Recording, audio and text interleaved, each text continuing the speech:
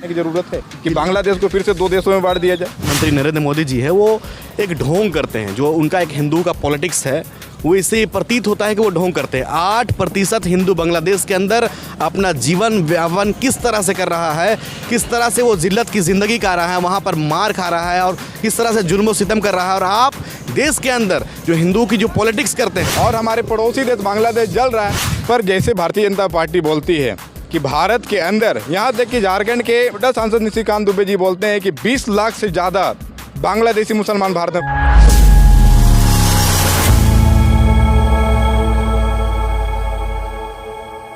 लोहरदगा जिला अध्यक्ष AIMIM युवा मोर्चा दानिश अली जी, इनसे जानेंगे कि आज हमारे देश के अंदर बड़े बड़े पॉलिटिकल पार्टियां जो है वो चुप है। सर, सबसे पहले तो हमारे चैनल में आपका स्वागत है।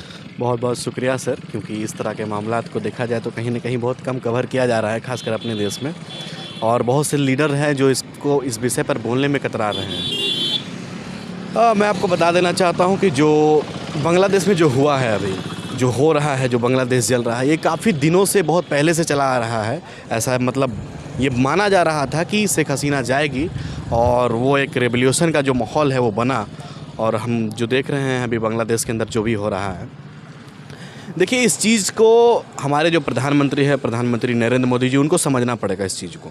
क्योंकि जो डिप्लोमेसी जो आधार है, हमारा जो रिलेशन है वो एक राष्ट्र के साथ होता है, न कि किसी व्यक्ति के साथ में। तो मैं चाहता हूं कि हमारे जो प्रधानमंत्री वो हस्तक्षेप करे, बांग्लादेश के अंदर जो भी मामलात हो रहे हैं उस पर हस्तक्षेप करे, अपनी बात रखे, अपना जो स्टैंड है उस बात को क्लियर करे। क्योंकि आने वाले समय में अभी बांग्लादेश अभी जल रहा है, अभी मामलात वहाँ ख़राब है, लेकिन अभी कुछ तो ऐसा बात होगा कि एक नए राष्ट्र का निर्माण होगा, वहाँ पर कुछ नए लीडर्स आएंगे वहाँ पर। तो हमारा जो तालमेल है, हमारा जो रिलेशन है, एक डिप्लोमेसी है राष्ट्र के आधार पर, हम उसको कैसे मैनेज करेंगे, ये बहुत ही निश्चित और बहुत ही संगीन मामला है। इस बात को हमको समझने का ज़रूरत है। आपको मैं बता देना चाहता हूँ कि जो बांग्लादेश की जो बातें हैं वो पाकिस्तान से कटकर बना है और वो सरसरी निगाह से, बहुत पौनी निगाह से उस चीज़ को देख रहा है। जब 1971 में इंदिरा गांधी जी की सरकार थी, जब पूर्वी पाकिस्तान के ऊपर पश्चिमी पाकिस्तान काफ़ी ज़्यादा टैक्स कर रहे हैं, तो पर उस समय इंदिरा गांधी के पास इतना पावर थी कि 2 देशों में बांट दी। पर अभी जिस तरह से बांग्लादेश जल रहा है, क्या नरेंद्र मोदी को उस तरह से कदम उठाने की ज़रूरत है कि बांग्लादेश को फिर से 2 देशों में बांट दिया जाए? नहीं, बिल्कुल इस पर तो प्रधानमंत्री को हस्तक्षेप करने की ज़रूरत है, 100% करने की ज़रूरत है। अगर हम हस्तक्षेप नहीं करते हैं तो इस पर अटैक पाकिस्तान करेगा, चाइना भी अटैक करेगा। और कहीं ना कहीं हमारा जो पकड़ है बांग्लादेश के अंदर, हमारा जो एक हमारा जो एक रिलेशन है, पॉजिटिव रिलेशन, और अगर ये दोनों देश, अगर चाइना और पाकिस्तान इन्वॉल्व करते हैं तो कहीं ना कहीं हम बैकफुट पर जाएंगे और कहीं ना कहीं हमें लॉस होगा। और जो स्थिति बांग्लादेश के अंदर दिख रही है, तनावपूर्ण स्थिति, वो तनावपूर्ण हमेशा रहेगा और ज़्यादा सरदर्द भारत के लिए होगा। जैसे कि अभी हमारे देश के जो पड़ोसी देश है, जैसे पाकिस्तान हो, चाइना हो, सारे दुश्मन बनते जाएंगे, जो बांग्लादेश से रिलेशन है और ज़्यादा ख़राब हो जाएगी। बिल्कुल ये 100% 100% सत्य है कि अगर प्रधानमंत्री जी इन्वॉल्व नहीं करते हैं अपने आप को, या फिर भारत का स्टैंड को क्लियर नहीं करते हैं, तो कहीं ना कहीं हम बांग्लादेश के साथ जो भी हमारा रिलेशन है और जो हमारे जो दुश्मन राष्ट्र हैं, जैसे चाइना हो, पाकिस्तान हो, तो कहीं ना कहीं इस पर हमें बैकफुट पर चले जाएंगे हम।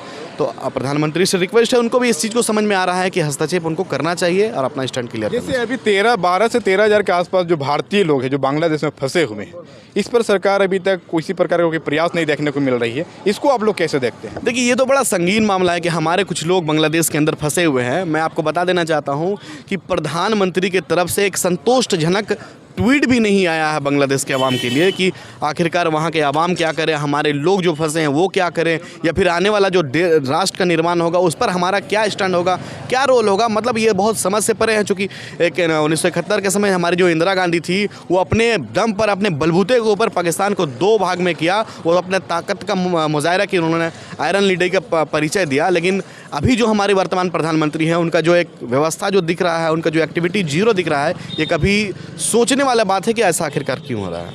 आपको क्या लग रहा है कि अभी के समय में, जैसे कि इंदिरा गांधी 2 देश पाकिस्तान को 2 भागों में बांट दिए थे, तो क्या लग रहा है कि नरेंद्र मोदी ज़्यादा ताकतवर हैं अभी के समय में या इंदिरा गांधी जी थे? देखिए, जहाँ तक मैं उस लेडी की बहुत इज्जत करता हूँ, इंदिरा गांधी की, और मैं उन्हें आयरन लेडी मानता हूँ, क्योंकि अपने बलबूते पर उन्होंने पाकिस्तान को 2 भाग में बांटा और मैं आपको बता देना चाहता हूँ आपके माध्यम से कि ये जो भारतीय जनता पार्टी है और उसके सुप्रीमो प्रधानमंत्री नरेंद्र मोदी जी है, वो एक ढोंग करते हैं। जो उनका एक हिंदू का पॉलिटिक्स है, वो इससे प्रतीत होता है कि वो ढोंग करते हैं। 8% हिंदू बांग्लादेश के अंदर अपना जीवन व्यापन किस तरह से कर रहा है, किस तरह से वो जिल्लत की ज़िंदगी का रहा है, वहाँ पर मार खा रहा है और किस तरह से जुल्म सितम कर रहा है। और आप देश के अंदर जो हिंदू की जो पॉलिटिक्स करते हैं, और वो आपको यहाँ समझ में नहीं आ रहा है कि वहाँ पर आप राष्ट्र पर आप कुछ कर तो छोड़ दीजिए, आप बोल नहीं रहे हैं। ये काफ़ी दुर्भाग्य है। जिसे आप मान रहे हैं कि वहाँ 8% जो हिंदू है उसके ऊपर काफ़ी ज़्यादा जुल्म ढाया जा रहा है, आप चाहते हैं कि वो 8% हिंदू को वहाँ से निकाला जाए?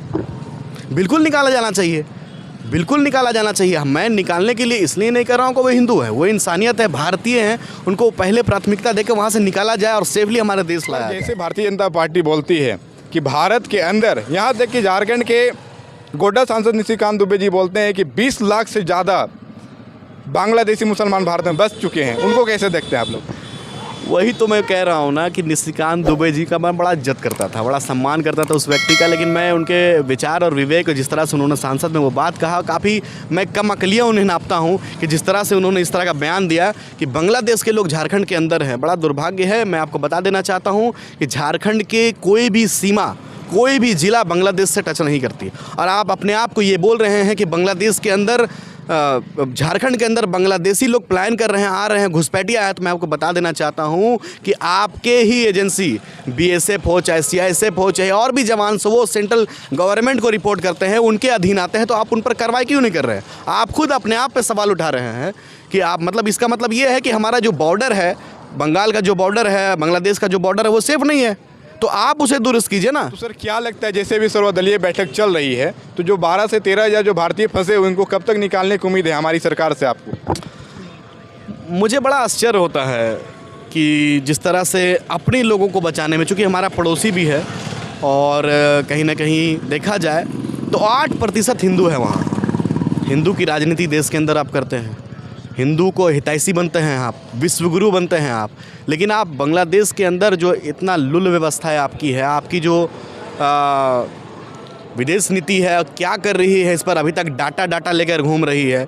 जितना जल्दी हो सके लगातार वहाँ हत्याएं हो रही है। कब किसके साथ क्या हो जाएगा? अभी परसों दिन का न्यूज़ ही है कि वहाँ पर कौन से होटल्स को जला दिया, वहाँ पर 4-6 लोग जल के मर गए। तो मेरे हिसाब से इस बात को यथाशीघ्र सीरियसली लेना चाहिए और क्विक काम करना चाहिए इस पर।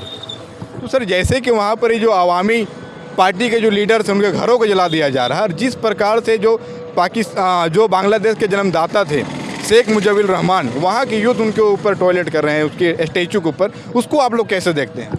देखिए, जब भीड़ जो होती है ना, भीड़ का कोई विचारधारा नहीं होता है, भीड़ की कोई मतलब कोई स्थायी नहीं होता है। तो वो भीड़ मतलब कुछ सामाजिक तत्वों द्वारा भी उनको जिस तरह से उनके प्रतिमाओं को खंडित किया जा रहा है, बिल्कुल गलत है। इस तरह से थोड़ा सा शालीनता बरतना चाहिए वहाँ के लोगों को, और मैं उम्मीद करता हूँ कि जल्द बांग्लादेश उसी स्थिति पर लौटेगा। अभी हमारे साथ बात करने के लिए लोहरदगा AIM युवा जिला अध्यक्ष दानिश अली जी थे, जो प्रधानमंत्री जी से अपील कर रहे थे और बांग्लादेश के यूथ को जो बोल रहे थे, कहीं ना कहीं बांग्लादेश में जो हो रहा है ये पूरे देश के लिए और पूरे वर्ल्ड के लिए शर्मसार करने वाली तस्वीरें। मैं भी अपील करता हूँ बांग्लादेश के आवाम से, जिस तरह से अभी माहौल है उसमें शालीनता बरती जाए, और बांग्लादेश का जो सिचुएशन है उस पर भारत सरकार को भी अपनी स्टैंड लेना चाहिए, और बांग्लादेश का जो माहौल उसे शांत कराने में अपना योगदान देना चाहिए। अभी तक के लिए इतना ही। जय हिंद, जय भारत, जोहार झारखंड।